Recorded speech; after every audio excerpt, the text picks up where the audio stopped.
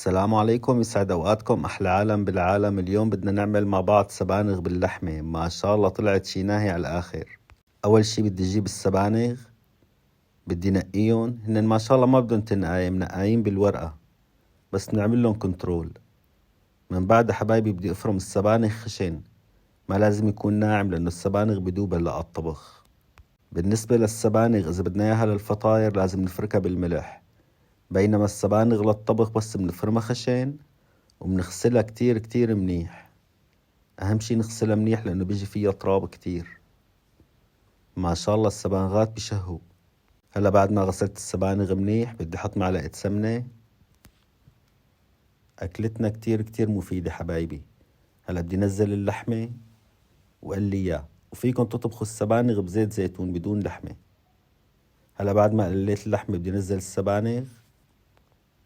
هلا مبينين كتار بس هلا فورا بتهمد على الطبخ. هلا منساوي جنبها رز، اكلتنا شي فاخر على الاخر. هلا حبايبي بقلبهم على مهلي ولحالهم بيهمدوا. ما شاء الله ما شاء الله. كل شوي بعمل لهم تقليبة. والملح حبايبي ما بنحطه دغري مشان ما تدوب.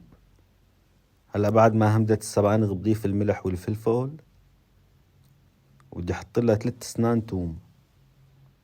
سبحان الله اكتر الاوقات بنساوي السبانغ فطاير، لكن طبخ مع لحمة كتير كتير طيبة، وخصوصي جنبها رز شي ناهي على الاخر. هلا بعد ما حطيت التوم عندي كزبرة خضراء. يا عين شي فاخر على الآخر ما شاء الله. لازم تجربوها وبتدعولي. حبايبي اللي مو ضايفني على اليوتيوب اسم صفحة الشيف نور الدين، حاطط لكم حسابي فوق بالبايو. هلا بعد ما استوت وتركتها تنشف شوي، السبانخ صارت عنا جاهزة ما شاء الله ما شاء الله. هلا بدي زينها بالجوز، كتير كتير طيب مع الجوز والرمان الحامض. أهم شي الرمان يكون حامض مو حلو.